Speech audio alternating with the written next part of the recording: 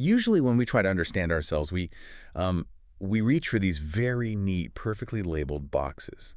It's a lot like pulling this old vintage paint-by-numbers kit out of the closet, Oh, yeah, definitely. right? Like the rules are incredibly simple. Number one is blue. Number two is red. You are either the loud, charismatic life of the party, swinging from the chandelier, or you're the quiet, introspective person hiding in the kitchen, petting the host's cat. The cat always gets the best company, honestly. Exactly. Yeah. But we love those little boxes because they give us an immediate sense of identity. We really do crave that simplicity. I mean, from corporate HR seminars to like viral social media quizzes, the binary categorization of human psychology is just comforting. It requires very little cognitive effort to say, well, I am X, therefore I do Y. Mhm. But when you begin pulling from actual clinical research, looking at data from Wharton, neurobiology from the Mayo Clinic, or advanced intercultural communication studies, that simplistic paint-by-numbers canvas gets completely thrown out the window. It turns into this massive, swirling, chaotic mixing palette.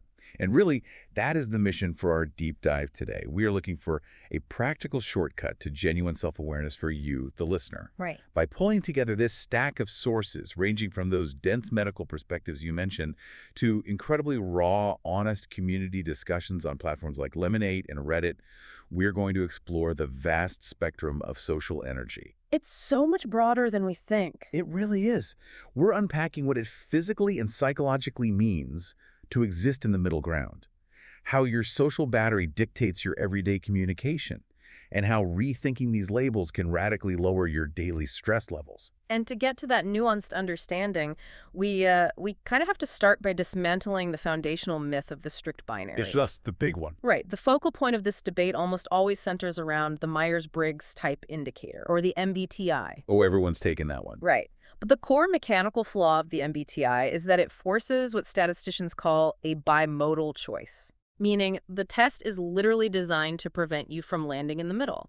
You answer the questions, and the scoring algorithm forces you into an either-or category. You leave the test thinking you are fundamentally an introvert or fundamentally an extrovert. Which is wild. I mean, thinking you have to be 100% introvert or 100% extrovert is like saying your political views must be purely communist or purely fascist. Wow, yeah. Like, there is a massive, sprawling middle ground where almost all of normal human behavior actually takes place. Exactly. And when we look at the actual statistical analysis of human traits, the data overwhelmingly refutes that bimodal approach. Real human traits do not bunch up at the extreme ends. They don't. No, they show a normal distribution, which is your classic bell curve. The vast majority of the human population falls somewhere near the center. That makes a lot of sense. Yeah, and this is why modern psychologists lean heavily toward the Big Five personality model. It utilizes a lexical approach. So researchers literally analyzed the dictionary for words describing human behavior, and then used complex factor analysis to map those traits on a sliding scale.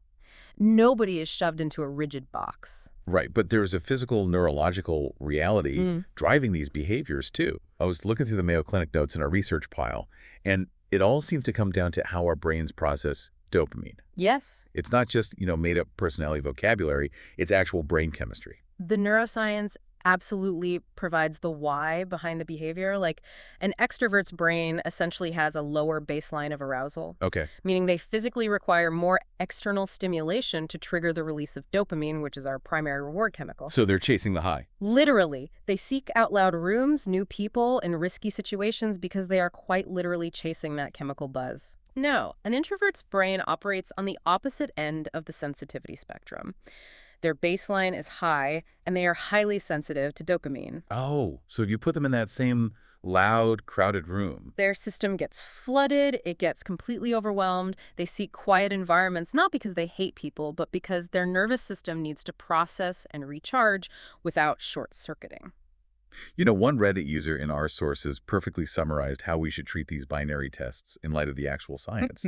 They compared taking the MBTI to buying a multi-step skincare product. Oh, I love that analogy. Right. Like, it might not be perfectly rigid, peer-reviewed hard science, and it certainly won't cure a medical condition, but if you use it as a tool for daily self-reflection, it leaves you feeling a little better and more aware of your habits. You just can't take the label as absolute gospel. Exactly. Treating it as a mirror rather than a diagnosis is just the healthiest approach. So if that MBTI binary is just psychological skincare, and most of us are actually sitting right in the middle of that bell curve, we need to know what that middle ground actually looks like. It looks highly adaptable, honestly, and it brings us to three specific terms that describe the center of the spectrum. You have the ambivert, the omnivert, and the autrovert.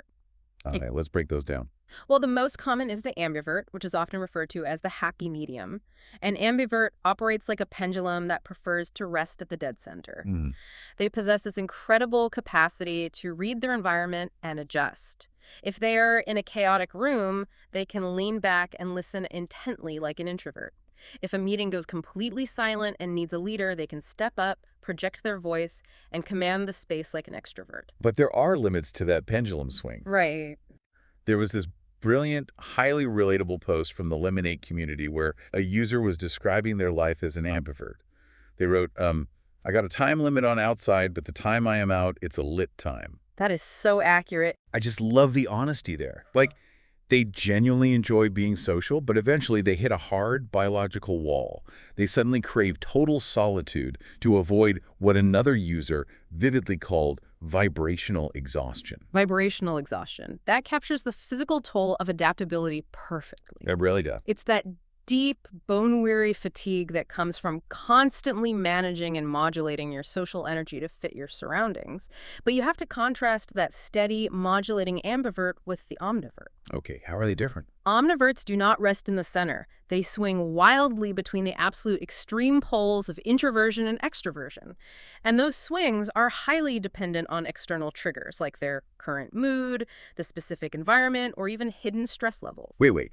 If an omnivert is just swinging based on their mood or like how much sleep they got, isn't that just an ambivert having a highly unpredictable, grumpy week? Like, why give it a whole separate personality label? That's a fair question. Yeah. The distinction really lies in the underlying behavioral mechanism. An ambivert subtly shifts their energy to match the room while keeping their internal equilibrium steady. They are tweaking the dials. Right.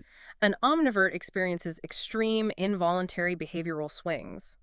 On a Friday, they might be the absolute center of attention at a massive networking event, feeding off the crowd and exhibiting nothing but high-octane extroversion. Yeah. But by Saturday morning, their system completely shuts down.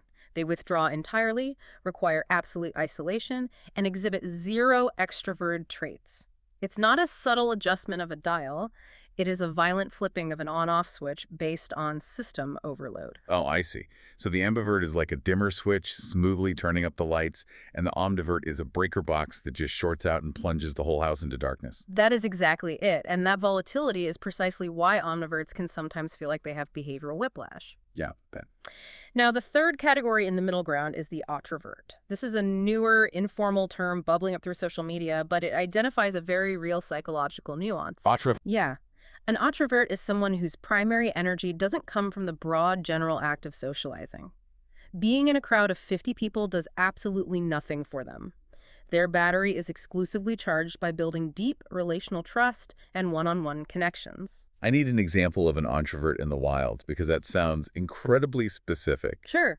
Imagine someone who attends a loud cocktail party and is absolutely miserable. They stand in the corner feeling drained by the superficial small talk and leave after maybe 20 minutes. Okay, I know people exactly like that. Right, but then the very next day, that same person will sit in a coffee shop for 6 uninterrupted hours with a brand new acquaintance, intensely discussing philosophy, childhood trauma, and life goals. Oh, wow. And they aren't drained by the coffee shop date. They leave feeling electric and invigorated.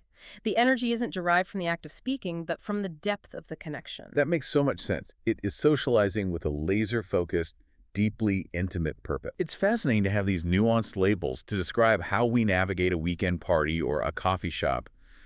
But the inevitable question is how this adaptability holds up when there's actual money on the line. Ah, right. The business side of it. Yeah, because we have been fed this cultural narrative for decades that the loud, pushy, table-pounding extrovert is the ultimate winner in the corporate world.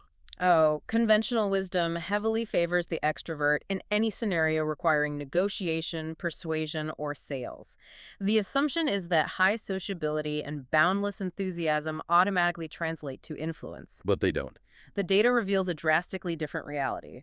Adam Grant's landmark research out of Wharton completely upends the extrovert ideal. I was reading this part. Yeah, he conducted a massive study tracking 340 outbound call center representatives to measure how their personality traits correlated with their actual sales revenue. I have the hard numbers from the Wharton study right here, and the results form this perfect inverted U shape. Yes, the bell curve again. Right. So the introverts, predictably, brought up the rear, generating an average of $120.10 per hour.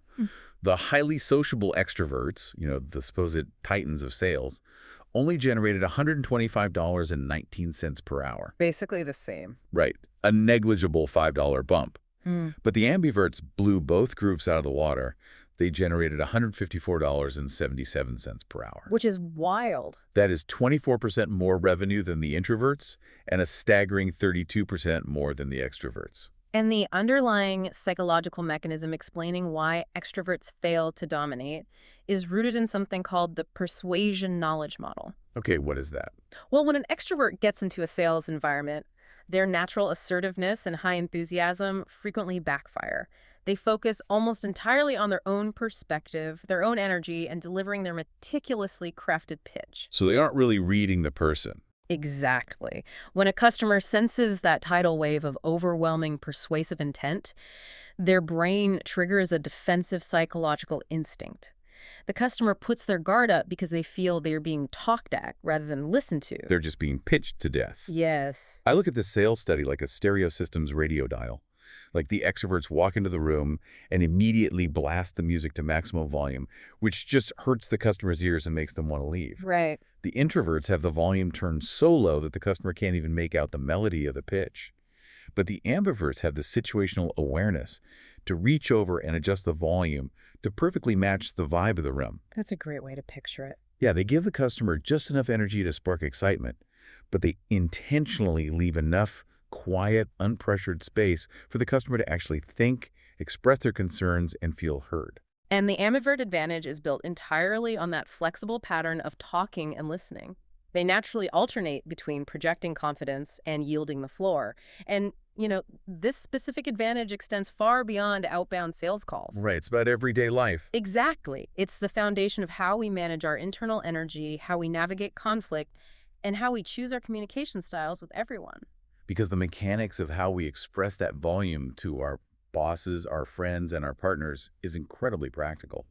If ambiverts are winning by adapting, we really need to know what those adaptations actually look like. We do. The national training data breaks down our communication into 4 primary styles.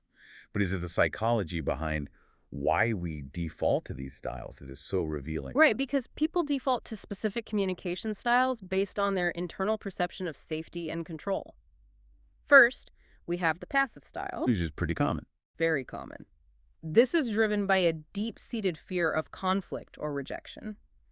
A passive communicator stays quiet and yields to others because the immediate psychological payoff is avoiding an argument. It feels safe in the moment. Long term. The hidden mechanism is that internalizing all those unmet needs creates a slow buildup of massive resentment and chronic stress. Then you have the aggressive style, which is usually someone desperately trying to mask their own insecurity through control, right? Exactly. They're dominating, they raise their voice, and they rely heavily on accusatory you statements, like you never do this right or you always mess this up. An aggressive communication might secure short-term compliance through fear, but it systematically dismantles long-term trust. Absolutely. And the third style is the passive-aggressive approach. This occurs when someone feels powerless to express direct anger, so they weaponize avoidance. Weaponize avoidance. Wow. Yeah, they offer the illusion of compliance to avoid a direct confrontation, smiling and saying, sure, I'll take care of that.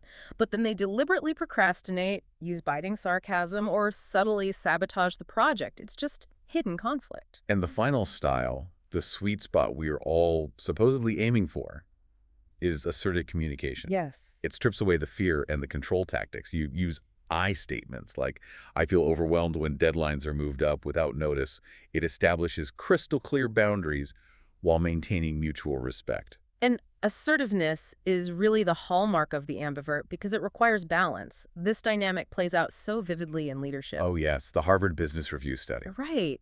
They looked at the management styles of store managers within a national pizza delivery chain, specifically examining how a leader's personality interacted with the baseline personalities of their employees. The data from that pizza chain study is fascinating to me because it proves that there is no single best way to lead. None at all. The researchers found that highly extroverted leaders drove much higher store profits when they were managing passive employees, Right. because those employees needed and welcomed the strict, energetic top-down direction. But when those same extroverted leaders were placed in stores with proactive employees like workers who had their own ideas for improving delivery routes or marketing profits, actually dropped. And the psychological friction there is profound. Extroverted leaders often perceive proactive employees as a threat to their dominance, or they just simply talk over them, crushing their initiative. Introverted leaders, conversely, excelled with proactive teams because their natural inclination is to step back, listen, and create the necessary space for others to implement good ideas. So where does the ambivert fit in? Well, the ambivert leader holds the ultimate trump card because their adaptability allows them to switch management styles on the fly, offering energetic direction to the passive worker and quiet support to the proactive one. But hold on. If being an assertive, successful ambivert means constantly reading the room, adjusting your volume for the passive employee, and then totally shifting your personality to step back for the proactive one, doesn't a person completely lose track of who they actually are? That is a very real concern. I mean, playing the chameleon 24/7 sounds like a fast track to massive psychological burnout. It absolutely is. That is the greatest hidden trap of ambiversion. Flexibility is metabolically exhausting. If you are constantly modifying your outward behavior without a firmly rooted core sense of self, you will drain your battery incredibly fast. Right. That vibrational exhaustion we talked about will catch up to you, and you will crash. So how do you prevent that?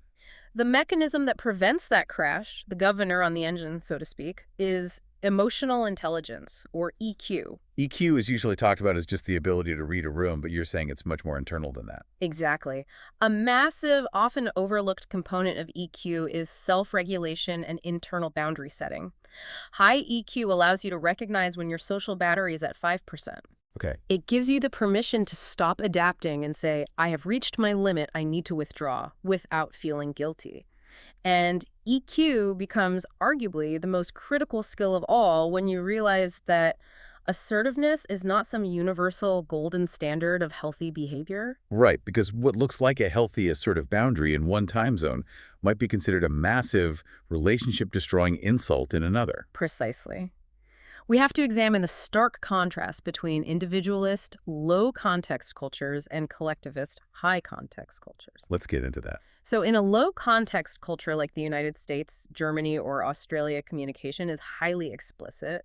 The meaning of the message is contained entirely within the dictionary definition of the words being spoken. In these environments, direct, assertive speech is highly prized. It signals honesty, efficiency, and confidence. Right, if we have a problem, we sit down at a table, look each other in the eye, and hash it out directly. Exactly. But in a collectivist, high-context culture, such as Japan, China, or many Middle Eastern nations, the mechanics of communication are entirely different. The culture relies heavily on implicit understanding. So they aren't spelling everything out. No.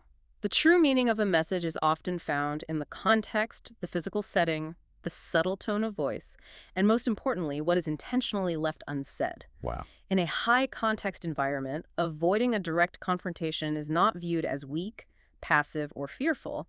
It is a highly sophisticated, essential social skill required to preserve group harmony, maintain mutual respect, and allow everyone to save face. Let's put an American manager into an office in Tokyo. That manager is highly trained in Western assertiveness. They use clear I statements, they get straight to the point, and they address conflict head-on. Which is what they were taught to do. Right. But suddenly, their so-called healthy assertiveness is perceived by their Japanese colleagues as tyrannical, aggressive, and incredibly rude. How does someone navigate that cultural minefield blindly without feeling like they have to completely abandon their own values? Yeah. The secret is using EQ to decouple your internal intention from your external impact. Decouple intention from impact. Yes. The American manager has to realize that their ultimate goal is not to force their preferred Western communication style onto the room, but to achieve a specific outcome, like solving a logistics problem or supporting the team. Okay. High EQ allows them to learn the local behavioral vocabulary. They can adapt their delivery, perhaps, by asking a series of thoughtful, indirect questions rather than making blunt, declarative statements without compromising their core objective. They aren't faking a personality, they're simply tuning their transmission to a frequency the receiver can actually hear. They are applying that ambivert adaptability not just to their energy levels, but to their cultural fluency. Yes, We're exactly. recognizing that human personality and communication styles are not static traits etched in stone. They are dynamic situational tools. Could not have said it better. Let's trace the path of everything we've uncovered today. We started by completely shattering the comfort of that rigid introvert-extrovert binary. Right, the paint by numbers kit is gone. It's gone. You are not a simple paint-by-numbers canvas. We explored the vast, messy middle ground of ambiverts who balance the pendulum, omniverts who swing wildly, and Autroverts who seek deep relational intimacy. And we looked at the hard financial data from Wharton, proving that the ambivert advantage, that ability to flexibly alternate between talking and listening, generates significantly more revenue and influence than raw, unbridled extroversion. Such a game changer. We also saw how that flexibility translates to leadership, allowing managers to adapt to both passive and proactive employees. And finally, we unpack the absolute necessity of pairing your social battery with high emotional intelligence. We learned that being assertive is a great baseline, but only if you have the cultural EQ to translate that assertiveness across different environments without accidentally causing an international incident. Exactly. The ultimate takeaway for you is that your personality isn't a fixed box you are trapped inside. It is a flexible toolkit you can learn to wield. The goal really shifts from asking what label perfectly defines me to asking what does the specific environment require of me, and do I have the energy reserves to provide it? Which leaves us with a final, provocative thought for you to chew on today. We spend an incredible amount of time, energy, and money taking online quizzes, reading articles, and obsessing over our own personality labels. Too much time, probably. Way too much. We stare endlessly at the colors on our own canvas.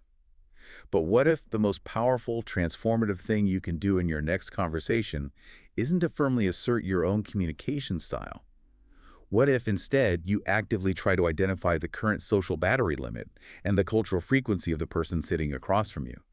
What is the real secret to deep human connection isn't finding your own perfect label, but simply learning how to adapt your frequency to match theirs, creating an entirely new color on the palette together.